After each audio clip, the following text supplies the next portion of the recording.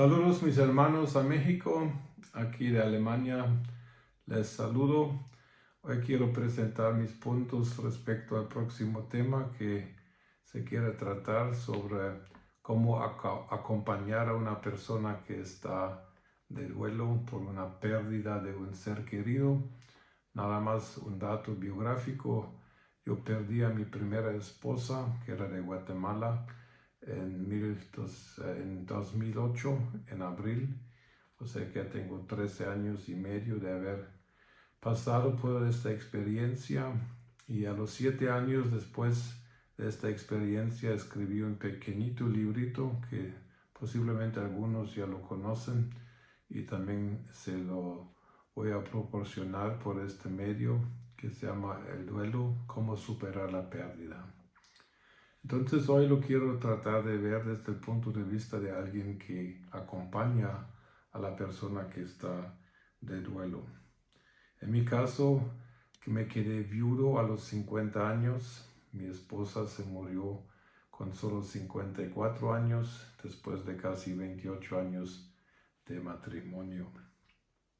En mi libro hago dos cosas, y también pienso que también el que acompaña debe tomar en cuenta dos áreas las cuales tenemos que considerar.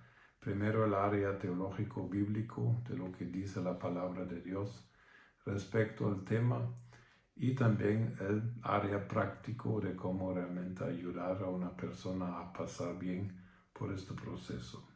En cuanto a lo bíblico, teológico, nada más quiero llamar la atención a unos 3 puntos. Primero es que los sentimientos negativos, que nosotros llamamos negativos, tienen su origen en Dios. O sea que como hemos sido creados en la imagen de Dios, encontramos estos sentimientos de tristeza, de dolor, de sufrimiento también en Dios. Desde Génesis 6:6 se menciona de que el corazón de Dios duele, le dolió ver la maldad del hombre, dice la palabra. Entonces cuando estamos de duelo, cuando estamos sufriendo, nosotros en cierta manera nos podemos identificar con Dios, quien fue el primero, quien sufrió una pérdida en el universo, y allá podemos realmente conocer a Dios a un nivel emocional que posiblemente antes no conocíamos, porque en el mundo evangélico se vive una exageración de enfoque sobre la victoria y victorioso y sanidades y señales y milagros, pero la muerte, el sufrimiento, el dolor son tanto parte de la vida cristiana como lo son los milagros también. Entonces aquí tenemos la oportunidad realmente de conocer más a Dios. Y realmente la Biblia revela claramente los sentimientos, en comillas, pues negativos de Dios, de Jesús, del Espíritu Santo, al quien sabemos que se puede contristar. Y entonces nosotros tenemos que llamar la atención de que si alguien siente este dolor, uno siente algo que también está en cierta manera en Dios. Y esto ayuda un poquito a no sentirse tan solo y tan abandonado en el universo de las emociones que vienen con estas experiencias. Sabemos de que el plan de Dios original no era el dolor ni el sufrimiento, pero sabemos muy poco de la vida de Adán y Eva antes de la caída.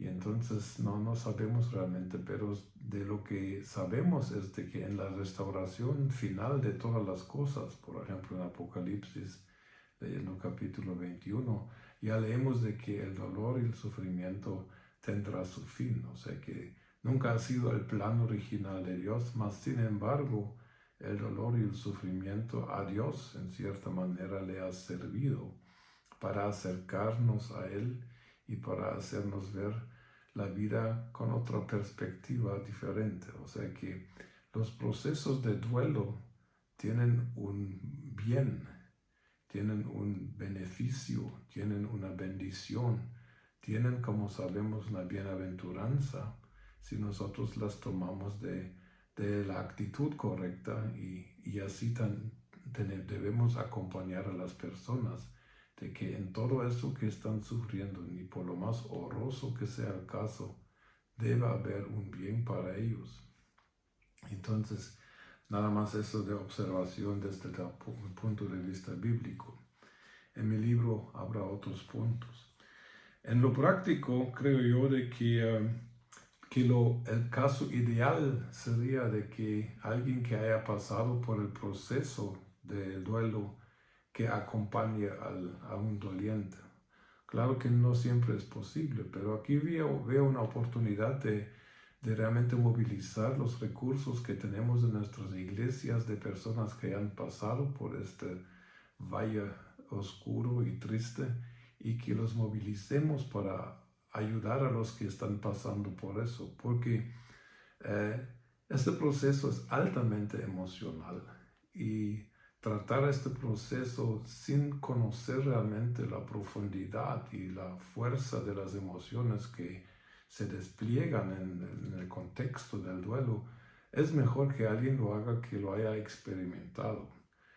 No siempre se puede, pero es a mí personalmente, los que más me ayudaron y donde me dieron las claves y las ideas y los consejos más mejores fueron personas quienes habían perdido sus esposas también, pastores, amigos míos. Así que nada más a manera de recomendación. Tengo unos puntos que voy a mencionar algunos solamente por el tiempo, pues. Primero, tenemos que respetar la individualidad del caso. Cada caso es único. No se puede generalizar los casos de duelo y por lo tanto en la consejería y en el acompañamiento no debemos tratar a las personas con conceptos generalizados, teóricos, en el peor caso legalistas. En algunos casos ni consejos bíblicos se prestan al principio porque tenemos que tener una sensibilidad de lo que necesita la persona. Y particularmente si nosotros desconocemos el dolor, no deberíamos hablar mucho y aconsejar lo mínimo posible, especialmente en el primer tiempo. Los sermones teóricos y peor los sermones de arriba para abajo no ayudan a nadie, ni por más bíblicos que sean. Segundo, tenemos que reconocer los tiempos en los cuales vamos a hablar y en los cuales vamos a callar.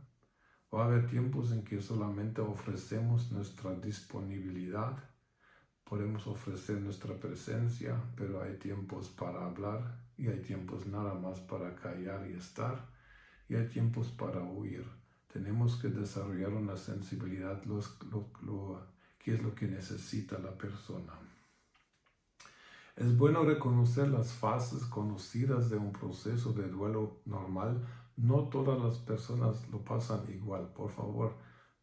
Nunca se nos olvide de la individualidad de cada caso. Más sin embargo, muchos pasan por ciertas etapas y hice un diagrama que uno lo encuentra en el internet fácilmente.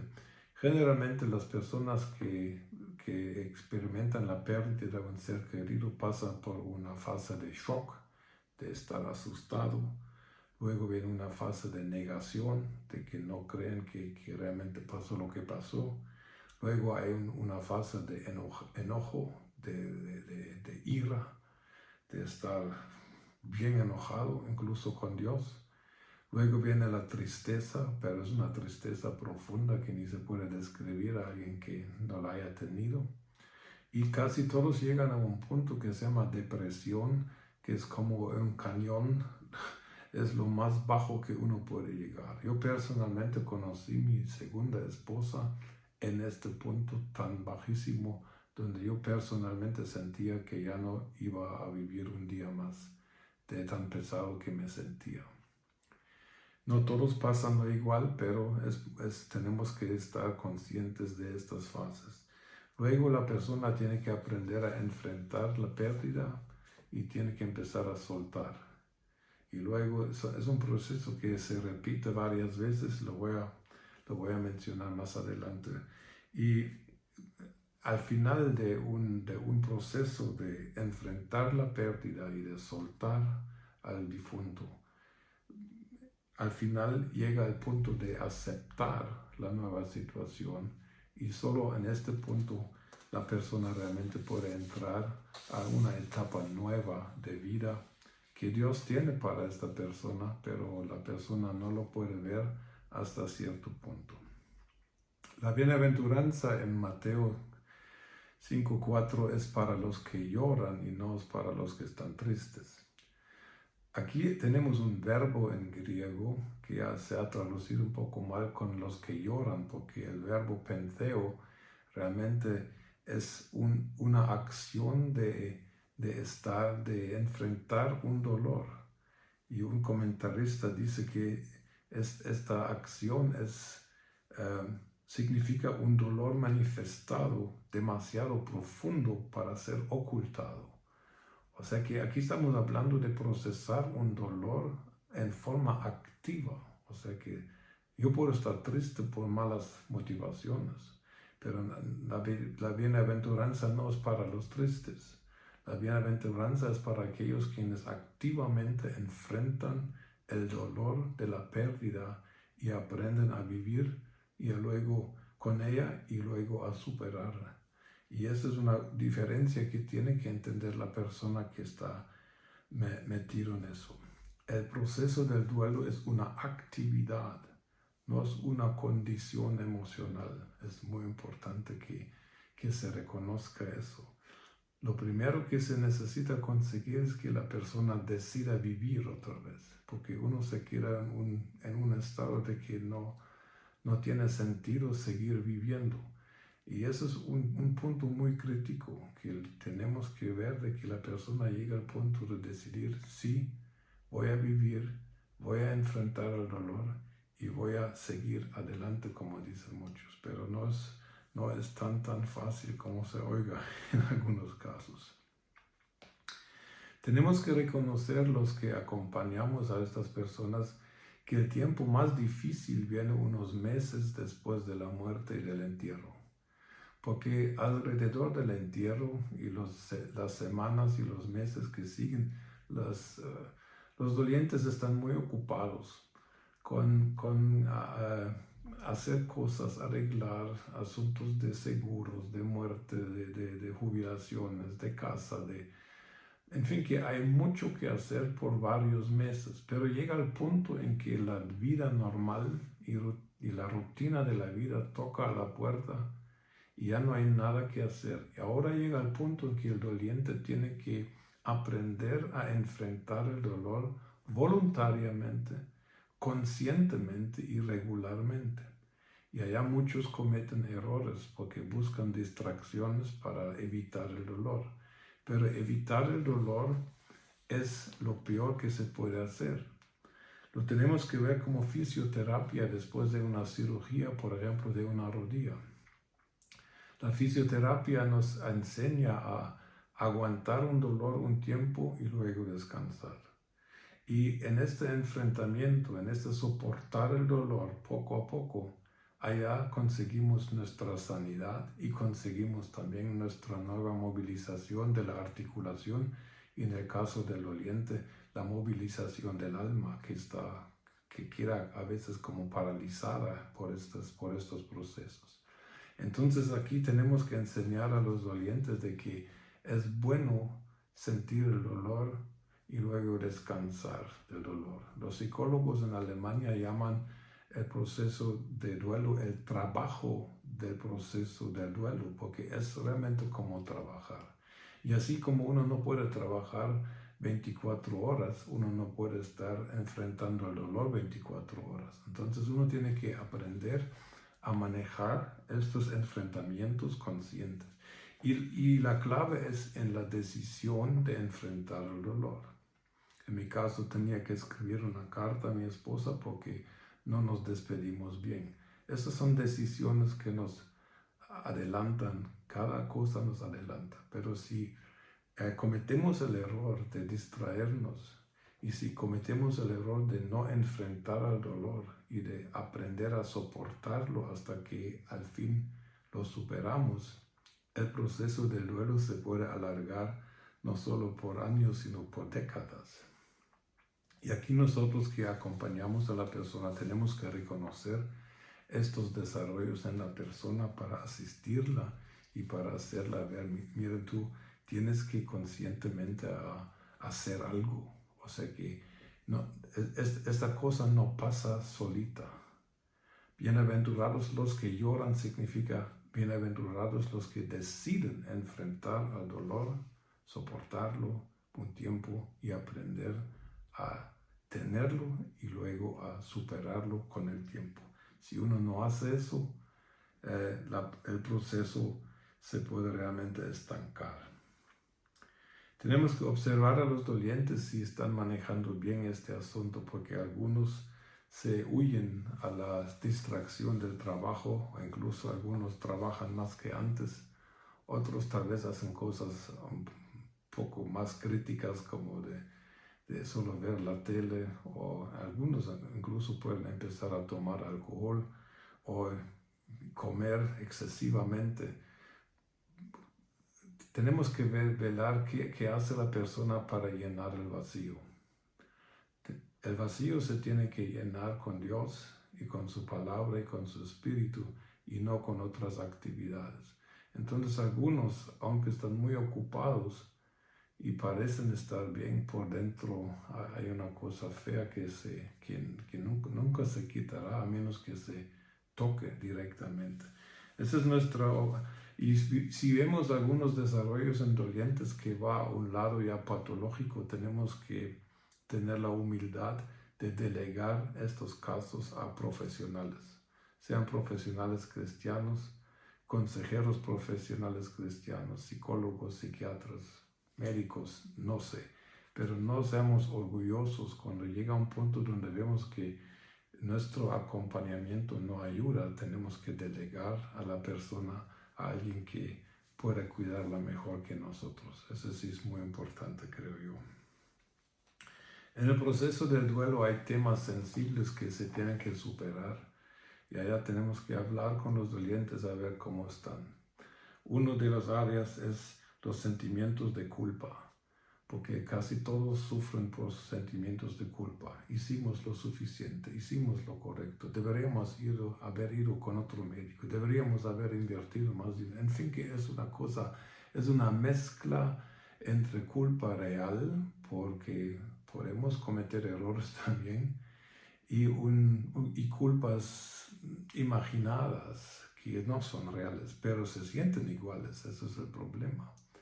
Y el asunto de la culpa solamente el doliente lo puede resolver con Dios directamente. Tenemos que tomarlo de la mano y decir que si te sientes culpable por algo que no hayas hecho o que hayas dejado de hacer, llévalo con Dios y recibe tu perdón personalmente, porque con este sentimiento de culpa nadie puede seguir viviendo efectivamente en Cristo. Se tiene que quitar si hay culpa en la vida de la persona. En mi libro hallaba mi testimonio propio.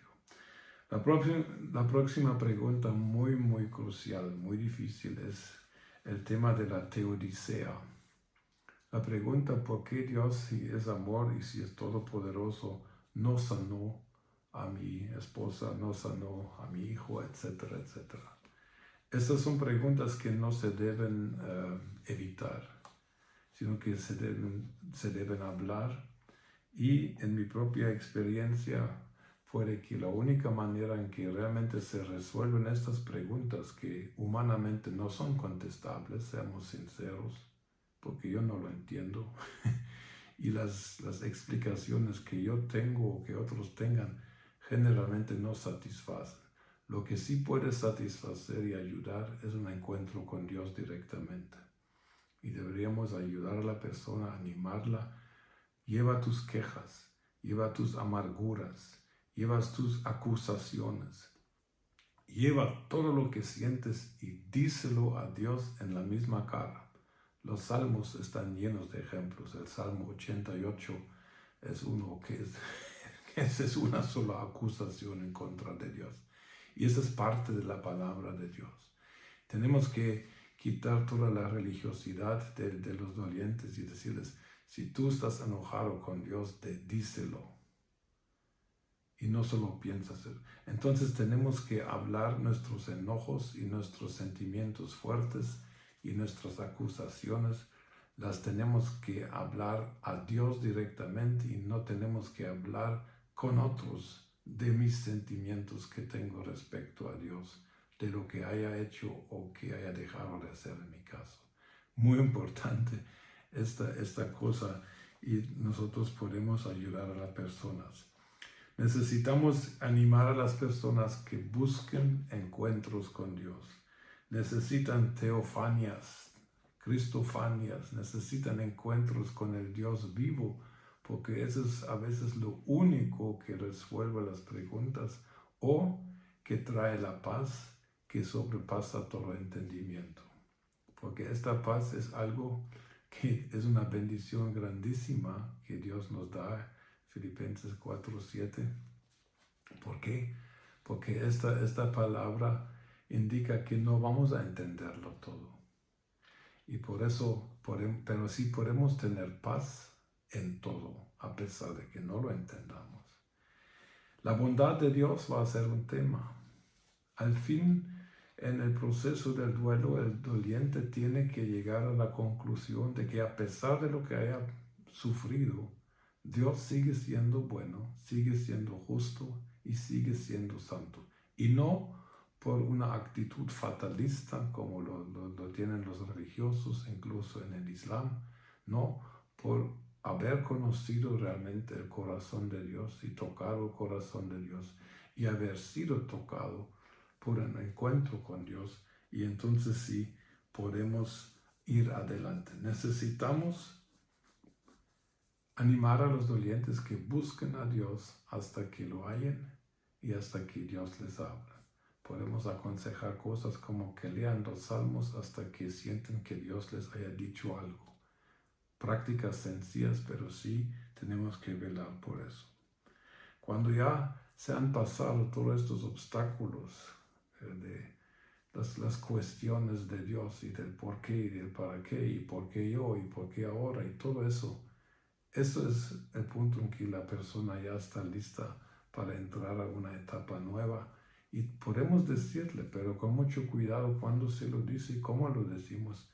Hay que decirle que Dios tiene algo bueno para ti todavía. Dios tiene una vida de satisfacción y de felicidad a pesar de lo que te haya pasado y a pesar de lo que te ha pasado realmente.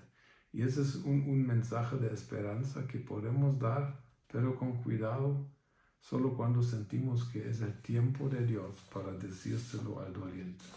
En los primeros meses son frases que uno oye, pero uno no las toma en serio. Pero hay un punto en que uno puede recibirlas y allá entra esperanza a la vida. Bueno, hermanos, este tema es muy grande para cubrirlo en pocos minutos. Espero que eso nos haya dado una idea para arrancar la discusión. Dios les bendiga y saludos de Alemania.